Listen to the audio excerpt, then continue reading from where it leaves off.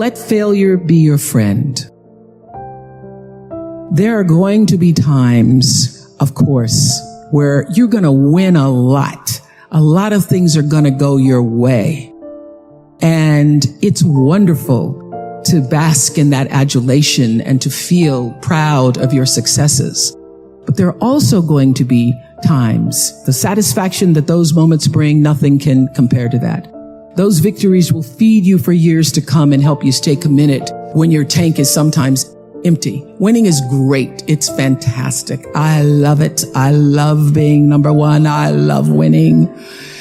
But it's the times when things go wrong, when you fall or fail, that you're actually going to learn the most about yourself. You know, all those years on the Oprah Show, 25 years, we were the number one show for 25 years. And that's because I lived with the intention to serve the audience. The audience came first every show. I would sit with the producers and say, well, I can't do that because I can't find the truth of myself in that show. I have to have a thread of truth to be able to hold on to. So I knew so well the audience. I felt like I was the audience. The audience was me, and I felt so connected. And then I ended that and started a new network. And I flailed for a while, and I was really upset with myself. But I will tell you that when I was able to shift the paradigm to start to looking at, wow, what I have instead of what I don't have, what I have instead of what I thought I'd lost, I was able to begin to turn things around. But it's those moments of uncertainty. It's the moments where, you know, all of my mistakes show up on the evening news. You can make a mistake. I can tell if I've done something wrong. It's on the CNN crawl. I can read about it. But learning from the moments where things weren't going so great, being able to get still, to connect with that which I know is God, the force, the power greater than myself, and to come back and realize that in order to move forward, you move forward by taking the next right step. You don't have to know everything to do. You don't have to know all the steps to make. Just what is the next right move? It's a big, hard world out there, but you're ready for it. And you're ready because there is nothing more powerful than you using your personality to serve the calling of your soul. Every one of us has been called to the planet to use, and in this moment, in this political moment where everybody is just hysterical, in this moment, the call is for whatever side you choose to be on, to use more of you to bring forth the light. And to do that, you've got to have clarity about who you really are. There is no life without a spiritual life. There is no life without understanding what Pierre de Chardin, the philosopher and mystic, said. We are spiritual beings having a human experience. So your real job as you go out to try to find one and have all of this anxiety and fear, and your real job is to know the truth and to create a spiritual practice that allows you to stay in it. To be clear, I'm not talking about your religion. I'm talking about whatever it is that nurtures the essence of you in such a way that you can do what you came here to do. And one of the reasons why I was able to be so successful all those years on the Oprah Show is because I understood there was really no difference between me and the audience. I was a surrogate for the audience because I know that the audience and you and you and you want the same thing I do. We all want to be able to live out the truest expression, the fullest, purest expression of ourselves as human beings. That's what you want. And in order to do that, You've got to practice, you've got to develop that spiritual muscle that allows you to check in with yourself and not have to ask everybody else about a decision, but to have the clarity of your own knowing, the comfort of your own knowing. And to do that, you've got to live in the space of gratitude. That is my number one spiritual practice. I practice being grateful. And a lot of people say, oh, Oprah, that's easy for you because you got everything. I got everything because I practiced being grateful. I ran across this beautiful quote the other day. I can't even remember who it was from, that said, do not waste your time desiring what other people have. Remember, the things that you now have are things you once only hoped for. So I live in that space every day of practicing gratitude, because I know that being grateful wherever you are, whatever place or space in your life, being grateful changes your personal vibration. I was just having a conversation with Sheryl Sandberg the other day about her book, Option B. And we all know she lost her beloved husband, David. And I said, how did you get through it? And she said, by practicing gratitude. I didn't believe it at first, but I started to write down 3 things every day that I was grateful for. I said, oh, I've been doing that for years. Because when you wake up in the morning looking at the world for what you're going to write down or what you're going to state to yourself by the end of the day that you're grateful for, you have a different outlook on life. I'm just waiting on somebody to hold the door, see if that makes the list.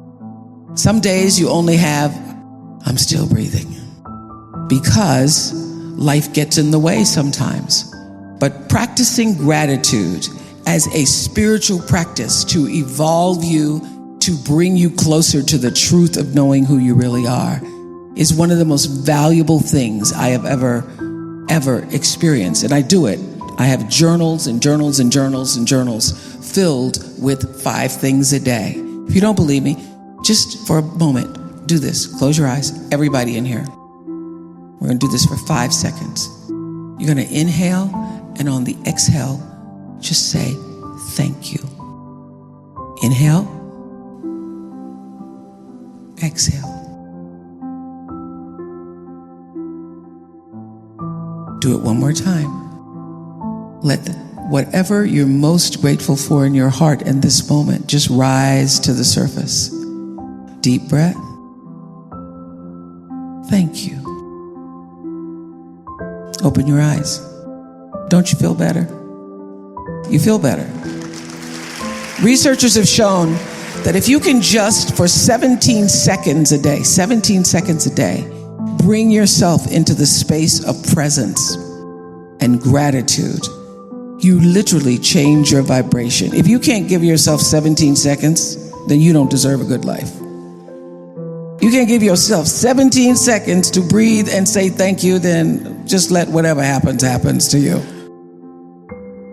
In 1964, I was a little girl sitting on the linoleum floor of my mother's house in Milwaukee, watching Anne Bancroft present the Oscar for Best Actor at the 36th Academy Awards.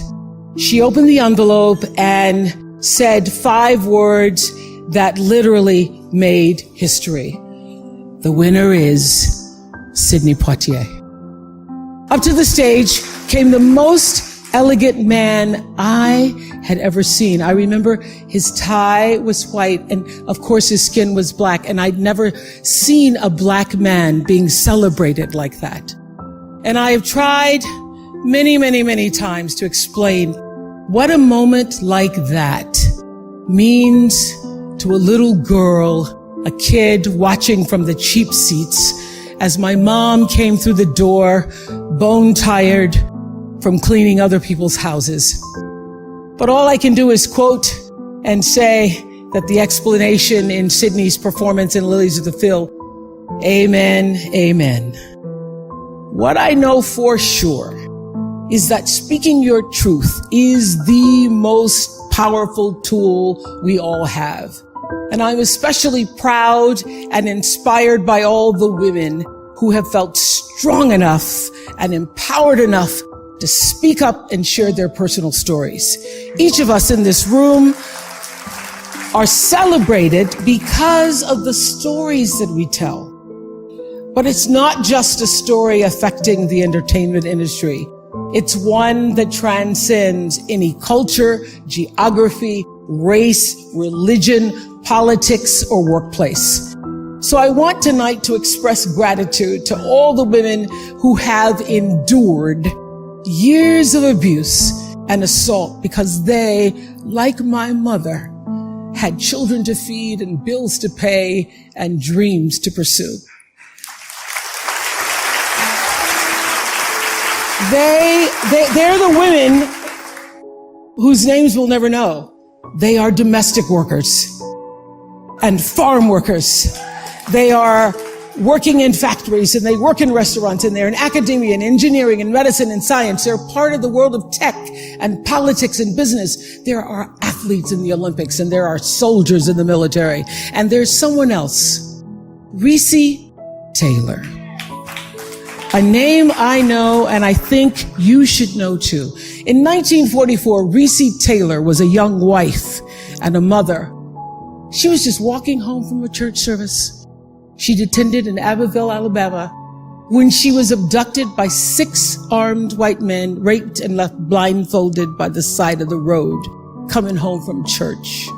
They threatened to kill her if she ever told anyone. But her story was reported to the NAACP, where a young worker by the name of Rosa Parks became the lead investigator on her case. And together they sought justice. But justice wasn't an option in the era of Jim Crow. The men who tried to destroy her were never persecuted. Reese Taylor died 10 days ago, just shy of her 98th birthday. She lived, as we all have lived, too many years in a culture broken by brutally powerful men. For too long, women have not been heard or believed if they dared to speak their truth to the power of those men. But their time is up. In my career, what I've always tried my best to do, whether on television or through film, is to say something about how men and women really behave, to say how we experience shame, how we love and how we rage, how we fail, how we retreat, persevere, and how we overcome. I've interviewed and portrayed people who've withstood some of the ugliest things life can throw at you, but the one quality all of them seem to share is an ability to maintain hope for a brighter morning, even during our darkest nights. So I want all the girls watching here and now to know that a new day is on the horizon. And when that new day finally dawns, my life is fueled by my being. And the being fuels the doing. So I come from a centered place. I come from a focused place. I come from compassion. It's just my nature. I come from a willingness to understand and to be understood. And I come from wanting to connect. I mean, the secret of that show for 25 years is that people could see themselves in me. All over the world, they could see themselves in me. And even as I became more and more financially successful, which was a big surprise to me, I was like, oh my God, this is so exciting. But what I realized is through the whole process, because I'm grounded in my own self, that although I could have more shoes, my feet stayed on the ground, although I was wearing better shoes. These are kind of cute today, too. So I could keep my feet on the ground, even though I could get more shoes. And I could understand that it really was because I was grounded. I've done was doing and continue to this day to do the consciousness work I work at staying awake. And being awakened is just another word for spirituality, but spirituality throws people off and they think you mean religion. When I was hiring people for my company for looking for presidents, when people would come in, I'd say, tell me, what is your spiritual practice? And literally would throw people, I'm not religious. Or I said, I didn't ask you about your religion. I asked you what's your spiritual practice. What do you do to take care of yourself? What do you do to keep yourself centered? What do you do And, one woman started crying. That's not the person. So that's a sign. That's a sign. So to answer your question, everything is fueled that comes from me really wanting to be a better person on earth. And this is what I know to be true. The reason why the show worked is because I understood that audience, my viewers, the people who watched us every day and would come and just like you all did, get tickets and they would come with their family. You all just came across campus, but that's good too. But people would come from all over the world just to be there with their aunts and their mothers, and they'd come with their cousins, and there'd be a few men in there going, what the hell? Or saying, well, I went to Oprah with you. I went to Oprah. And I'll at least give me clear for 3 or 4 weeks. I went to Oprah with you. I had such regard for that. And I just had a conversation with John Mackey, who runs Whole Foods. Yeah. And has written this fabulous book. You should get it, called Conscious Capitalism. And he was talking about how the investment in the stakeholders, the people who you are serving, that connection between the people who you're trying to serve and sell to, is equally as important as the people who you're buying from, equally as important as the people who are, supporting you financially, as your stockholders if you are, a public company. So I always understood that there really was no difference between me and the audience. At times I might have had better shoes, but at the core of what really matters, that we are the same. And you know how I know that? Because all of us are seeking the same thing. You're here at this fabulous school, and we'll go out into the world and each pursue based upon what you believe your talents are, what your skills are, maybe your gifts are, but you're seeking the same thing. Everybody wants to fulfill the highest, truest expression of yourself as a human being. That's what you're looking for. The highest, truest expression of yourself as a human being. And because I understand that if you're working in a bakery and that's where you want to be, and that may be what you've always wanted to do, is to bake pies for people or bake cakes for people or to offer your gift, then that's for you. And there's no difference between you and me, except that's your platform. That's your show every day.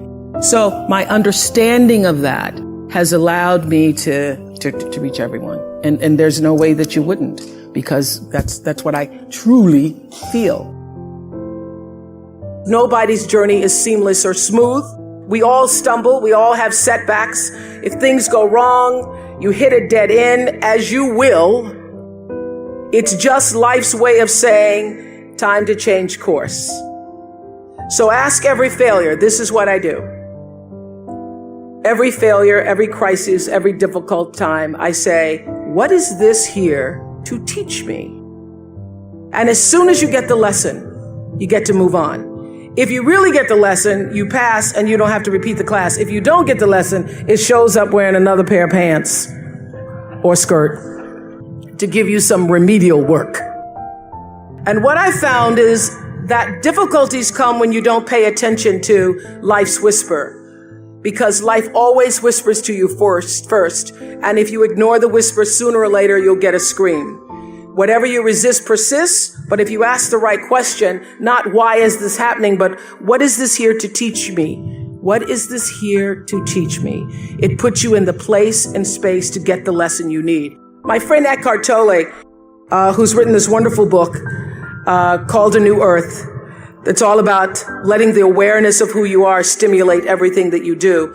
He puts it like this. He says, don't react against a bad situation, merge with that situation instead, and the solution will arise from the challenge. Because surrendering yourself doesn't mean giving up. It means acting with responsibility. Okay. Many of you know that, as President Hennessy said, I started this school in Africa. And I founded the school where I'm trying to give South African girls a shot at a future like yours. And I spent 5 years making sure that school would be as beautiful as the students. I wanted every girl to feel her worth reflected in her surroundings. So I checked every blueprint. I picked every pillow. I was looking at the grout in between the bricks. I knew every thread count of the sheets. I chose every girl from the villages, from 9 provinces. And yet, last fall, I was faced with a crisis I'd never anticipated. I was told that one of the dorm matrons was suspected of sexual abuse. Well, that was, as you can imagine, devastating news. First, I cried. Actually, I sobbed for about a half an hour. And then I said, let's get to it. That's all you get is a half an hour. You need to focus on the now, what you need to do now. So I contacted a child trauma specialist. I put together a team of investigators. I made sure the girls had counseling and support. And Gail and I got on a plane and flew to South Africa. And the whole time I kept asking that question, what is this here to teach me? And as difficult as that experience has been, I got a lot of lessons.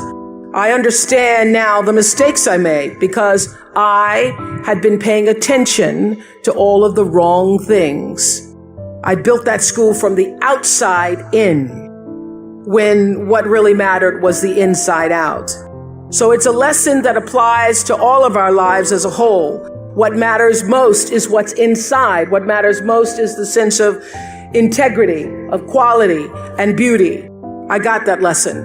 And what I know is that the girls came away with something too. They've emerged from this more resilient and knowing that their voices have power. Having compassion for other people is at the top of that list. I would say commitment is at the top of that list.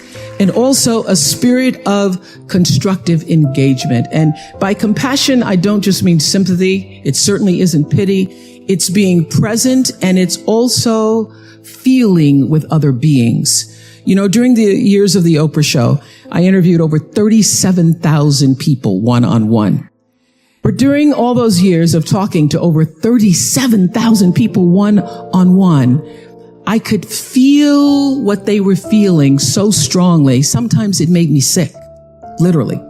So I had to learn how to feel how others were feeling, feel with others, which is what it means to be compassionate, to feel with others without taking in all of their stuff. Being compassionate means I feel with you. It is one of the greatest qualities in the world to have if you're going to be majoring in what it takes to be a great human being. I feel with you. Means I not only am willing to walk in your shoes, it means my heart beats with yours. It means I see myself in you. It means I may not have shared that circumstance, but I know what heartbreak feels like. I know what pain feels like, and all pain is the same. It means I can feel your will to want to do better and be better. And I feel and I am with you. In spite of everything that's happened to you, I feel your need to rise. I want to help you rise. I want to rise with you. So many people are worried about building a brand. I hear kids on social media talking about their brand. And I used to really resent the word when people would say to me, oh, you have this brand, because I never even thought about a brand. I just thought about day in and day out, making the best right choice for me. But now I embrace it because I recognize people see me as a brand. But for me, it's not a business. It is a question of what do you stand for? And I will say this, you're nothing if you're not the truth. So I've made a living I've made a living. I've made a life. I've made a fortune, really. It's fantastic. All good from being true to myself. And that's if I could leave you with any message today, that is it. The biggest reward is not financial benefits, though it's really good. You can get a lot of great shoes. But those of you who have a lot of shoes know that having great shoes and a closet full of shoes or cars or houses or square footage doesn't fill up your life. It doesn't. But living a life of substance can. Substance through your service, your offering of your whole self. And the baseline for how do you live a life of substance is whatever is the truth for you. What do you stand for? I think some people think that, are under the impression that I was born empowered, that I was born coming out of the womb, ready to interview a Klansman. Then cut to commercial. We'll be right back. But the truth is, I know very well what it's like to be marginalized, to be told either subtly or quite directly that my contribution isn't or wasn't welcome, that my face was invisible, and that my needs were an affront. So back when I was doing the news in Baltimore, I asked to be paid the same as my co-anchor, who did exactly the same job as I was doing. And I expected that I would be compensated. So I went in and I asked that I would get the same amount of money. So he was doing the same job I was doing, except that he called me babe all the time. Babe. Yeah, babe. Anyway, I was told by my news director and by the general manager, because first I went to the news director, then I went to general manager, and I was told that because I was a single woman who didn't have a mortgage and I didn't have kids, that I was not entitled to earn the same kind of money as the man who was sitting next to me doing the same thing. And I realized in that moment that my employers did not get it. They did not understand my value. But you know what? I did. So cut to AM Chicago. The team's hard at work, and they had been working for a long time. And after a year or so, we were asked to be syndicated. That work began to pay off. And before long, we were now no longer called AM Chicago. We're the national Oprah Winfrey Show. I got a raise, but my producers did not. So I went into the boss at the time, and I asked that my producers, who incidentally were all female, I asked that they would be given a pay raise increase. And my boss, this is in 1986, said, why? They're only girls. What do they need more money for? Girls. I've used the word affectionately, sometimes referring to women as girls, and there was no affection in his tone. It was absolutely condescending. So, you know, it takes a while to develop a voice, but once you have it, you damn sure better use it on stuff that matters. So I took a deep breath in that moment and said, either they're going to get raises or I'm going to sit down. I'm not going to work if they don't get paid more, babe. Now, I would like to believe that I could have spoken that kind of truth to misogyny, even if I'd been all by myself. But here I was on the brink of finally getting what I really wanted and had been working many years for, a national show. I mean, I might have been too intimidated to stand my own ground against this guy if I were actually alone. But here's the thing. You're never alone. You're never alone.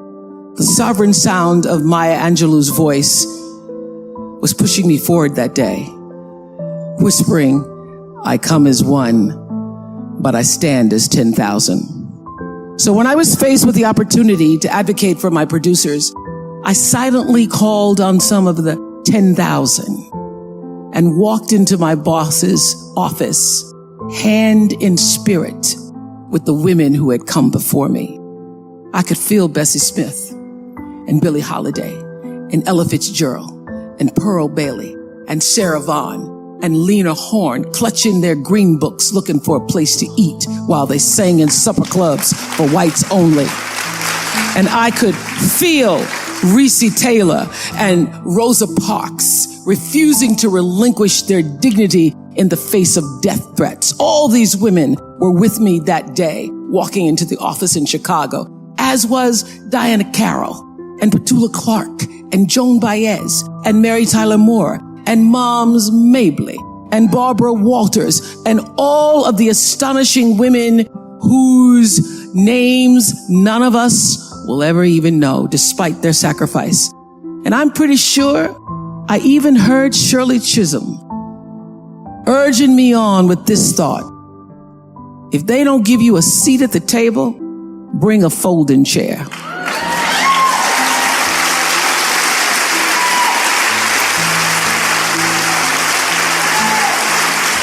And I understood that there were so many times that many women from my mother's generation, and God knows my grandmother's generation, who were forced to grit their teeth and just take it because standing up for themselves wasn't even an option. The risk was too great, and they knew it. But they also knew in their bones what my dear friend Maya put so eloquently into words when she says, you may not control all the events that happen to you, but you can decide not to be reduced by them. Because these women and so many others like them made the decision not to allow themselves to be reduced by the many injustices they were subjected to, I found the strength to act, if not just for myself, not just for my producers, but for all the women who in their ingenious ways subverted the rules, laid the foundation, and pushed the envelope just a little bit further for me.